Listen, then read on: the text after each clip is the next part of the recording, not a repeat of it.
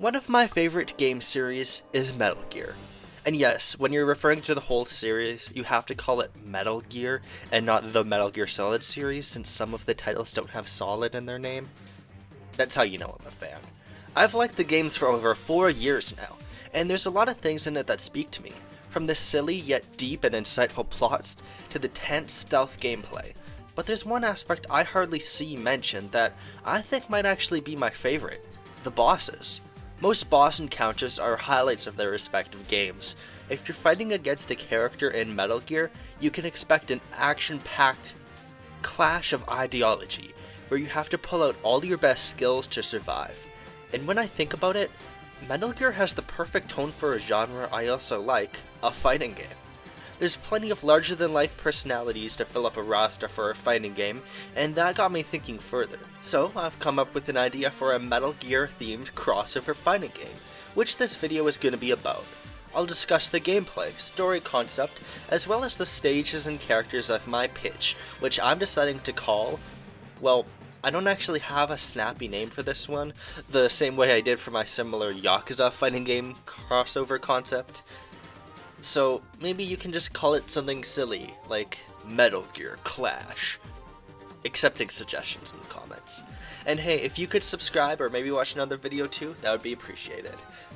So the gameplay aspect of my fighting game is really the biggest hurdle it would have to face at first, cause for Metal Gear it's not exactly as straightforward.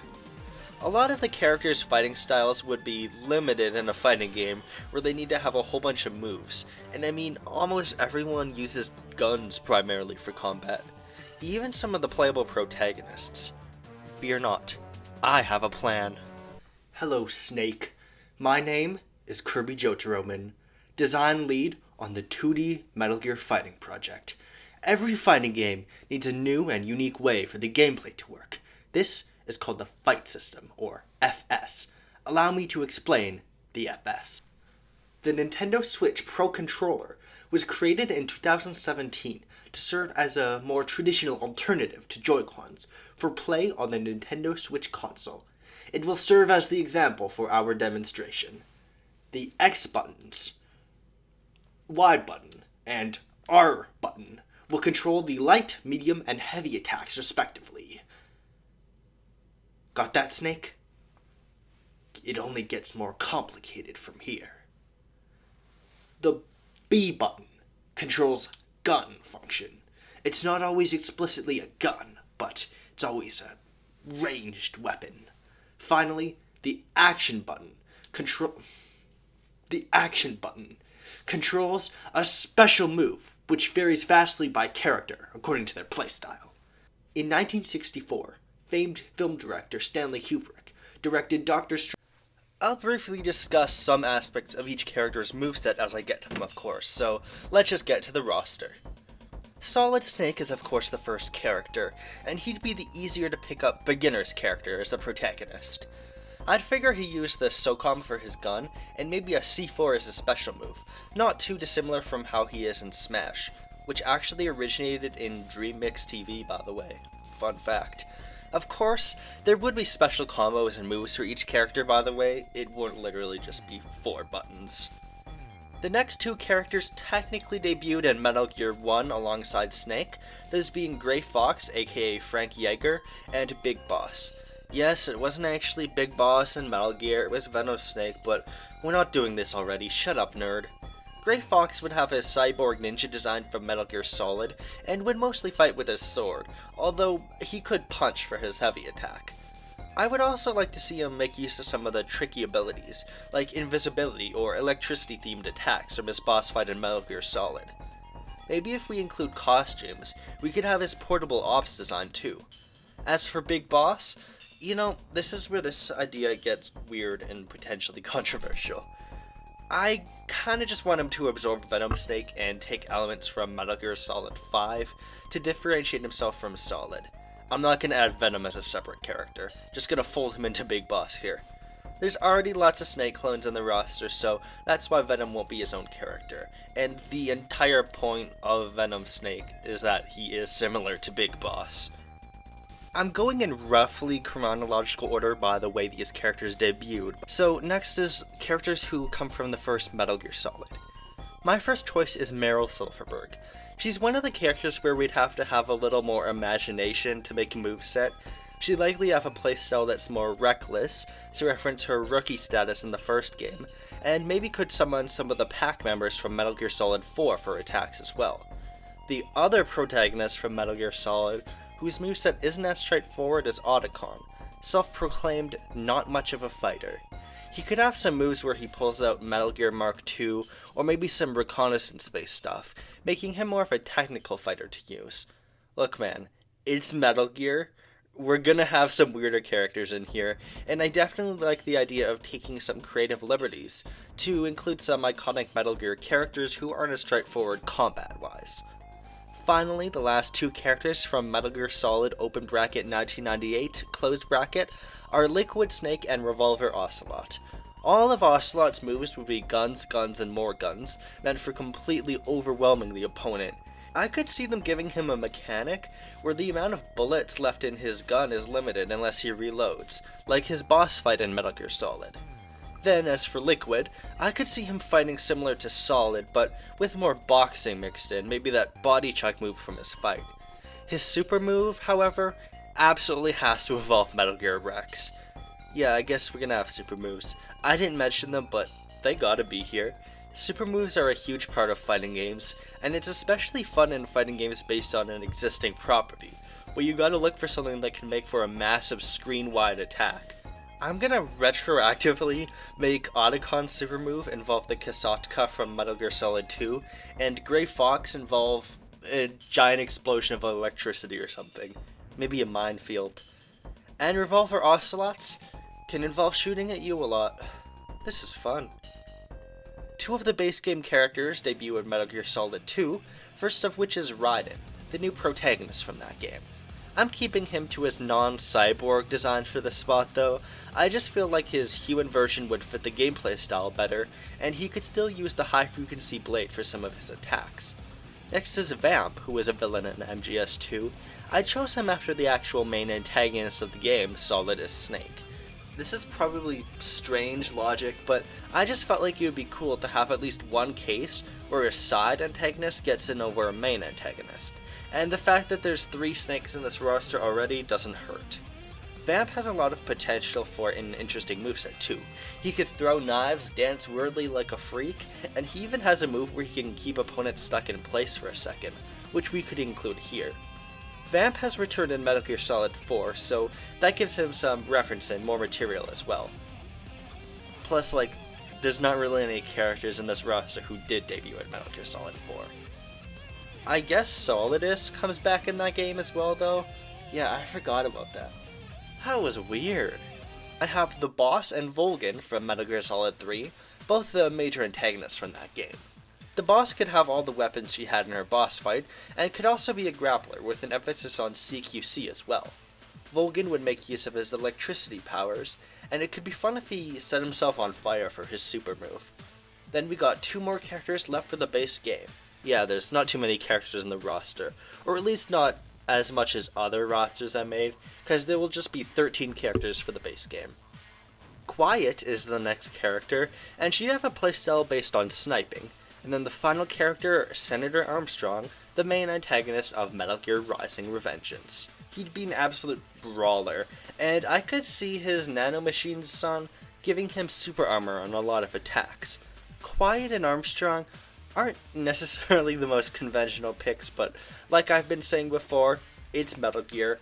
There are some creative liberties that still would have to be taken. So there we go. A decent 13 characters for our base roster.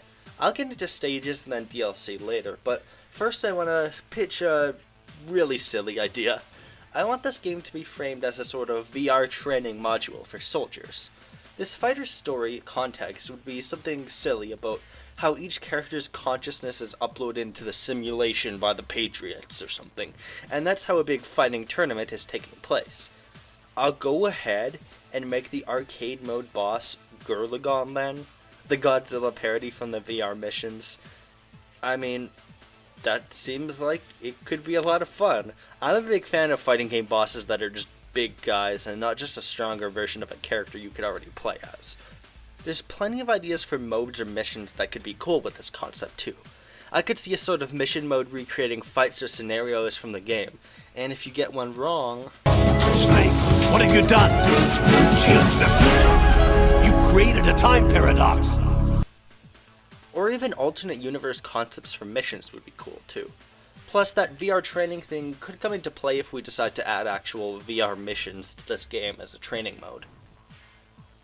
Well anyways, I have 10 ideas for stages, so let's talk about them. First is Shadow Moses from the first Metal Gear Solid. The specific location near the end where Metal Gear Rex is fought could work, but I think I would pick the hangar right at the beginning, just because I feel like the falling snow would give it more atmosphere, capturing more about MGS1.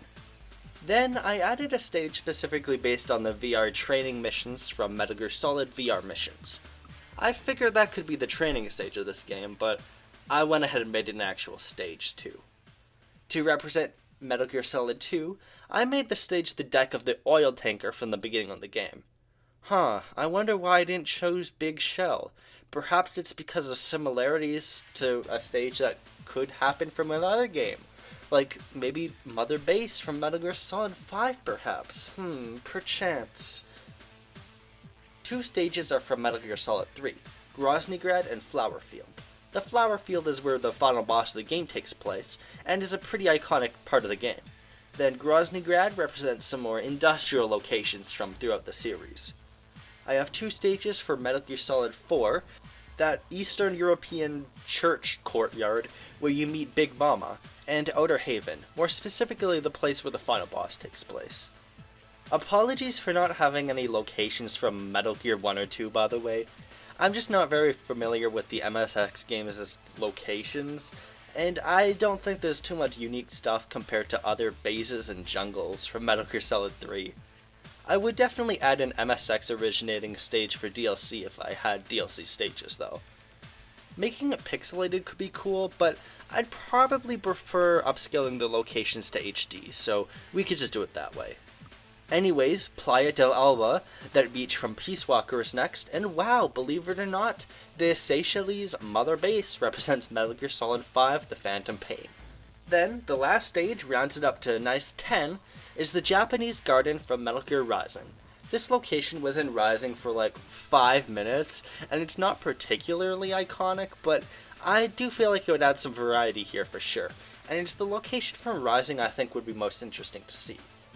That gives us 10 stages: Shadow Moses, VR Training, Oil Tanker, Groznygrad, Flower Field, Church Courtyard, Outer Haven, Playa del Alba, Mother Base, and Japanese Garden.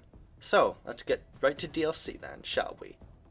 Of course, right off the bat, Solid as Snake is the first DLC character. Probably should have just added him in base game, but whatever, we're here now. Solid as Snake would be a heavyweight fighter, dual-wielding 2 katanas, and even using those weird Doc Ock mechanical tentacles to... Next DLC pick, Psycho Mantis. One of the more iconic Foxhound members from the first game. His playstyle would be unique. He would likely fight making use of his telepathy, flinging furniture for his gun attack, and then the action button could be a sort of command grab, where he grabs a hold of the opponent's consciousness and makes them fucking shoot themselves in the head. Of course, his super and special moves would have to make use of some of the meta elements of Psycho Mantis. He could have a super that momentarily breaks your TV, and voice lines where he comments on a player's play habits and stuff. I see you've been playing Castlevania Advance Collection. Oh, you like Super Bomberman R2, do you? It's Konami though, so they'd probably brick your console if Mantis finds you playing Death Stranding on it. Third character is Eva from Metal Gear Solid 3. She can make use of her motorcycle as she attacks and moves around. Motorcycle chases are a very common occurrence in the series after all, and she could be a sort of rushdown character making use of it. Finally, Jetstream Sam rounds up the first pack of DLC. The second Metal Gear Rising character in this roster, he's the rival of Raiden who made for a pretty iconic boss fight, and even went on to become the protagonist of some DLC. And there we go for the first wave. I'm only going to have one more pack after this, and also give it 4 characters, since, as I discussed before, it's a fairly small roster in total. I don't really think Metal Gear is the kind of series that absolutely needs a crazy Smash Ultimate Marvel vs. Capcom 2 size roster, so I'm not going to go too crazy with it, but there are a lot of room for potential growth, and plenty of new characters who could be here. Of course, I welcome any new character suggestions. I hope Metal Gear fans can unite here, and share all kinds of ideas. Getting ahead of myself though, let's get to the last 4 characters. Solidus Snake might be the final boss of Metal Gear Solid 2, but he isn't the main antagonist by far. When you fight him, it's very explicitly as a pawn of a higher power, and you don't even really get a sense that confrontation. So, the second character from the original Metal Gear duology is Colonel Roy Campbell. He's Snake's boss in that game, and the AI version of the Colonel could essentially be described as Psycho Mantis on steroids. I want to replicate the glitchy, fourth wall breaking nature of the AI Colonel in this roster, while still bringing in some elements of the actual Roy Campbell. Turn off your YouTube video right now. Go over to the exit button and stop watching. You've been watching so many videos all day. Aren't you worried about your brain? Stop watching this video right now. I'm representing one of the other many iconic bosses from Metal Gear Solid 1 with Vulcan Raven. Raven uses a heavy machine gun. Oh my god, Metal Slug reference. And could likely use some grappling as well. The tank could also make for a great super move. And then, a boss fight that's slightly less iconic to its own game is the Fear from Metal Gear Solid 3. I originally intended to add the Pain or the Fury, some other Cobra unit members, but I figured the Fear would have a more interesting moveset potential, since he could use poison attacks and some trickery for his moves. So basically, I'm adding the Spider Freak instead of the Bee Freak or the Fire Freak. And then, the final character, Kazuhira Miller. Big Boss's best friend forever, and Solid Snake's master. He doesn't exactly fight as much as other characters, but there's plenty of weaponry you could add to give him a moveset, and he could also wrestle naked and kiss men. Only half joking. So here's our final roster of 21. Armstrong, Big Boss, The Boss, Eva, The Fear, Grey Fox, Jetstream Sam, Kazuhira Miller, Liquid Snake, Meryl Silverberg, Otacon, Psycho Mantis, Quiet, Raiden, Revolver Ocelot, Roy Campbell, Solid Snake, Solidus Snake, Vamp, Volgan, and Vulcan Raven. Like I said before, Metal Gear has a ton of potential for something like this, and I hope this little small roster can get more people talking about this concept. I'm only really scratching the surface here. I imagine we can even get some guest characters here if DLC goes on long enough. Maybe someone from Konami like Castlevania or Contra character, or even a past Hideo Kojima creation, like someone from Snatcher or Police Knots. Or just add a giant robot from Zone of the Enders. Or they could not do that, cause that would kind of feel exploitative of Hideo Kojima, who they fucking hate, I guess. If this thing happened, I would definitely play the hell out of it, and I'm sure if we beg enough on Twitter, Konami will definitely make this. Or I guess they would get a smaller studio to do it for them, is more accurate. I never should have mentioned Konami at all. I think I just spoiled my own mood. I think this video just feels gross now. Fuck. Well, anyways, thank you so much for watching, and I'll see you later.